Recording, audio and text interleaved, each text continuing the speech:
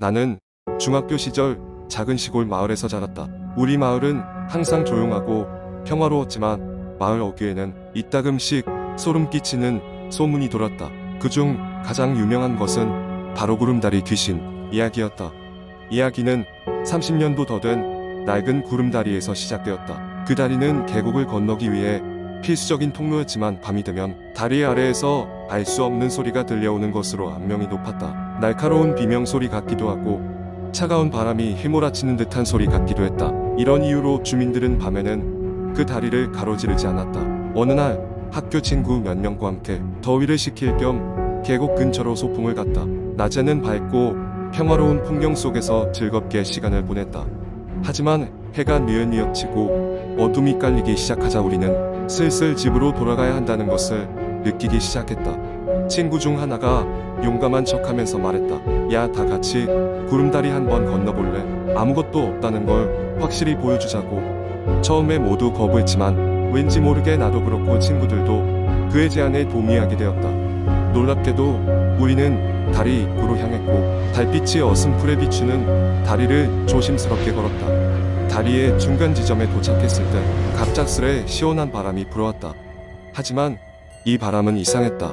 여름밤의 상쾌한 바람과는 다른 뼛속까지 스며드는 차디찬 바람이었다. 순간 우리가 듣던 비명소리가 바람을 타고 귀를 때렸다. 그 소리는 점점 선명해졌고 떨리는 목소리로 우리를 호명하는 것 같았다. 여기서 멈춰. 갑자기 친구 중 한 명이 비명을 지르며 뒤로 넘어졌다. 우리의 눈앞에는 선명하게 보이지는 않았지만 분명히 형체가 느껴지는 무언가가 서 있었다. 그것은 희미한 안개처럼 보였고 마치 인간의 형체 같았다. 저주받은 영혼이라도 되는 양 그 형체는 서서히 우리 쪽으로 다가왔다. 어서 도망쳐. 누군가 소리쳤고 우리는 정신없이 다리를 뛰어 건넜다. 심장이 터질 것만 같았고 머릿속에는 온갖 무서운 상상이 지나갔다. 겨우 맞은편 다리에 도착했을 때 우리는 서로를 껴안고 숨을 고르느라 정신이 없었다. 그리고 다음날 마을 어른들에게 우리의 이야기를 털어놓았다.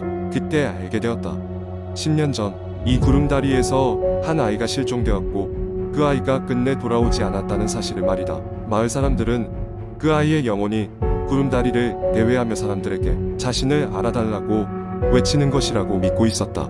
그 후로 그 다리는 더욱더 피해야 할 장소가 되었다. 지금은 다리가 사용금지된 상태이고 주변은 까맣게 변한 나무들만이 남아있다. 몇 년이 지난 지금도 그날의 기억은 생생하다. 그리고 아직도 나는 가끔 구름다리 근처를 지날 때마다 그 아이의 애처로운 목소리가 귓가에 맴도는 것만 같다. 이것이 내가 겪은 작은 마을의 공포 이야기이다. 때로는 과거에 어떤 일이 있었는지 모르는 장소가 우리를 두렵게 할 때가 있다. 모든 것이 밝혀지지 않은 채로 시간이 흐르면 공포는 점점 더 커져만 갈 뿐이다. 두 번째 이야기. 인터넷에서는 다양한 공포 이야기들이 돌아다니고 있습니다. 그중 하나, 기묘한 아파트 라는 제목의 썰을 소개합니다. 대학생이 된 지 얼마 안 되어 나는 서울의 한 아파트로 이사를 갔다. 원래 시골 출신이었던 나는 복잡한 서울 생활에 적응하는 것이 쉽지 않았지만 조금 더 독립적인 삶을 꿈꾸며 도전을 감행했다. 이 아파트는 오래된 건물이었지만 가격이 저렴하고 대학교와도 가까워 많은 학생들이 거주하는 곳이었다. 이사를 간 첫날 밤 짐을 정리하던 나는 뭔가 묘한 느낌을 받았다. 아파트 전체가 불길하게 조용했고 현관문이 흔들리는 소리가 간헐적으로 들려왔다. 하지만 이사를 온 후 피곤함과 긴장감 때문이라고 생각하고 그냥 넘겨버렸다. 작은 방 안에 침대를 겨우 놓고 잠자리에 들었다. 잠든 사이 꿈인지 현실인지 모를 소리가 들려왔다. 누군가 벽을 긁는 듯한 소리, 그리고 아주 낮은 숨소리. 나는 그저 꿈일 거라고 생각하며 다시 눈을 감았다. 며칠이 지나고 아침에 일어나면 항상 거실의 창문이 열려있는 것을 발견했다. 분명히 문을 잠그고 잤는데 어쩐 일인지 다음 날 아침에는 늘 열려있었다. 창문을 열 수 있는 사람은 아무도 없었다. 친구들에게 이야기를 해도 그저 웃어넘겼지만 매일 반복되는 이상한 일들에 점점 불안감이 쌓였다. 그 아파트에는 오래 거주한 주민들이 많았다. 나는 평소에 잘 보이지 않던 이웃들과 인사를 나누며 아파트에 관한 정보를 얻으려 했다. 그러던 중 2층에 사는 할머니께서 다가오셨다. 그녀는 내가 이사온 방에 대해 뭔가 아는 것처럼 보였다. 아씨, 그 방에서 잠을 잘 때는 조심해야 해. 그녀는 조심스러운 목소리로 말했다. 여기에 이사온 학생들은 대부분 오래 머물지 않고 떠나더군. 그 방이 좀 특별해서 그래. 나는 무슨 소린지 이해할 수 없었지만 그녀의 경고를 마음 한구석에 담아두었다. 그리고 그날 밤 이상한 소리들은 더욱 선명해졌다. 벽을 긁는 소리는 점점 더 가까워지고 귓가에는 아기 울음소리 같은 게 희미하게 들려왔다. 종강을 맞아 조금 여유가 생긴 나는 아파트의 과거를 조사하기로 마음먹었다. 몇 시간의 인터넷 검색 끝에 이곳에서 수년 전 끔찍한 사건이 벌어졌다는 것을 알게 되었다. 새로 지어진 아파트에서 화재가 발생했고 사고로 한 가족이 사망했다고 했다. 특히 아기 울음소리처럼 들리던 소리는 그 사고에서 죽었다고 알려진 아기의 것일 가능성이 높았다. 그 사실을 안 뒤로 나는 매일 밤 공포에 질려 잠을 설치기 일쑤였다. 아무리 생각해도 이런 환경에서는 더 이상 생활할 수 없을 것 같았다. 결국 나는 이 아파트를 떠나기로 결심했다. 떠나기 전 마지막 밤 나는 작은 제단을 만들어 그 가족을 위해 짧은 기도를 올렸다. 그러자 놀랍게도 모든 소리가 멈췄다. 마치 그들이 나의 진심을 이해한 것처럼 모든 것이 조용해졌다. 서울을 떠난 뒤 나는 다시는 그 아파트로 돌아가지 않았다. 그러나 때때로 새벽에 잠을 깼을 때 그 벽 긁는 소리가 귓가에 맴도는 것 같은 기분이 들어 섬뜩함에 사로잡힐 때가 있다. 그날의 공포는 오래도록 나의 기억 속에 남아 떠나지 않는다. 세 번째 이야기. 대학교 첫 학기를 맞이하여 나는 서울 외곽에 위치한 한 오래된 기숙사에 입주하게 되었다. 기숙사는 70년대에 지어져 꽤 낡았고 곳곳에는 세월의 흔적이 진하게 배어났다. 친구들은 이곳에 각종 괴담이 있다고 이야기했지만 나는 별로 신경 쓰지 않았다. 입주 첫날 나는 룸메이트인 수진이를 처음 만났다. 그녀는 짧은 머리에 밝은 미소를 가진 친근한 인상으로 금세 우리는 친구가 되었다. 우리는 함께 짐을 정리하고 저녁을 먹으며 서로에 대해 알았다. 수진이는 기숙사 생활에 적응하려면 몇 가지 주의 사항이 있다고 했다. 여기 3층에 있는 빨래방은 절대 밤에 가면 안 돼. 수진이가 진지한 얼굴로 말했다. 밤엔 문을 닫는다. 나는 의아했다. 그게 아니라 전에 살던 선배들이 밤에 빨래방에서 이상한 소리를 듣곤 했대. 나는 직접 겪어본 적은 없지만 그냥 찜찜해서 안 가. 그때는 그저 그러려니 하고 넘겼다. 하지만 시간이 지나면서 우리는 각자의 학업과 아르바이트로 점점 바빠졌고 기숙사 생활에 대한 경각심도 줄어들었다. 어느 늦은 밤 나는 과제와 프로젝트에 치여 깨어 있었다. 시간이 벌써 새벽 2시. 갑자기 옷이 부족하다는 것을 깨닫고 빨리 빨래를 해야겠다는 생각에 3층으로 향했다. 빨래방에 도착했을 때 안은 불이 꺼져 있었다. 손전등 앱을 켜고 세탁기를 찾았다. 그런데 갑자기 뒤에서 이상한 소리가 들려왔다. 마치 누군가 흐느끼는 듯한, 아니면 우물 속에서 울리는 소리 같았다. 소름이 돋아 머리끝이 쭈뼛서는 기분이 들었다. 나는 고개를 돌려 주변을 둘러봤지만 아무것도 보이지 않았다. 조심스럽게 세탁기에 옷을 넣고 작동시키려는 순간 갑자기 등 뒤에서 문이 쾅 하고 닫히는 소리가 났다. 깜짝 놀라 뒤를 돌아봤지만 아무도 없었다. 심장이 요동쳤지만 일을 끝내야겠다는 생각에 서둘러 세탁기를 돌리고 나서 문 밖으로 나왔다. 이제 돌아가려는 순간 복도 계단 끝에서 어떤 여자가 보였다. 흐릿하게 보였지만 하얀 옷을 입고 있었고 긴 머리가 얼굴을 가리고 있었다. 그녀는 천천히 계단을 내려오고 있었다. 나는 두려움에 그 자리에 얼어붙었고 심장이 미친 듯이 뛰었다. 그녀는 점점 더 가까이 다가왔고 나는 이윽고 다리에 힘이 풀려 그 자리에 주저앉았다. 그러자 그녀는 계단 중간에서 멈추더니 고개를 천천히 들었다.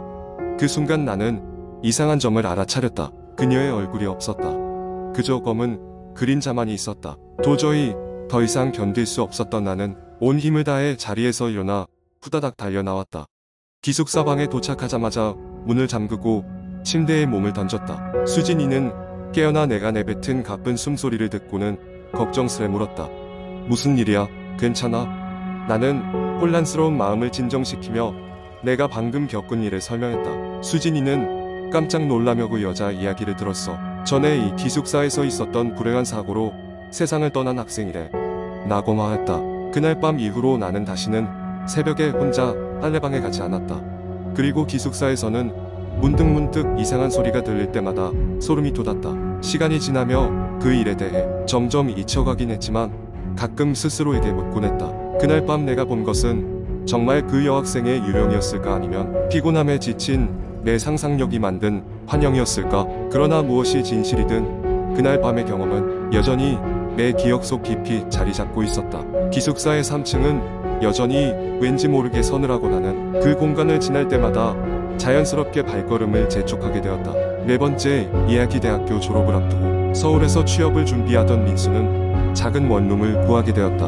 학자금 대출에 생활비까지 부담스러웠던 민수에게 이 원룸은 가뭄 속 단비와 같은 집이었다. 시세보다 저렴한 월세와 시내로의 접근성까지 뛰어난 점 때문에 민수는 망설이지 않고 계약을 진행했다. 집주인이 계약을 서둘러 마무리 짓고 싶어하는 듯 보였지만 민수는 별다른 의심 없이 서류철에 사인을 했다. 이사를 한 첫날 밤 민수는 피곤한 몸을 이끌고 침대에 누워 잠을 청했다. 그런데 한밤중에 갑작스럽게도 누군가 자신의 가슴을 꾹 누르는 듯한 중압감에 눈을 떴다. 꿈이라고 생각했지만 관자놀이에 흐르는 땀과 방 안의 싸늘한 공기는 그것이 생생한 현실임을 일깨워주었다. 그 순간 방 한 구석의 어두운 공간에서 웬 여인의 형체가 서성거리는 것을 목격했다. 겁에 질린 민수는 밖으로 뛰쳐나갔고 틀 때까지 편의점에서 시간을 보내야 했다. 다음날 민수는 자신의 경험이 단순한 피로에 의한 환각이라 치부하고 지내려고 했다. 그러나 일이 생기지 않도록 방 조명을 늘 밝히고 TV를 켜둔 채 생활하기 시작했다. 며칠간 별다른 일이 생기지 않자 마음이 조금이나마 안정되는 듯했지만 문제의 사건은 반복되었다. 민수는 매일같이 새벽 3시만 되면 느껴지는 중압감과 함께 그 여인의 형체를 목격하기 시작했다.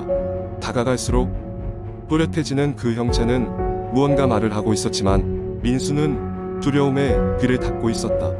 민수는 가까운 친구들에게 이 문제를 이야기했지만 대다수는 그가 스트레스 때문이라며 대수롭지 않게 여겼다.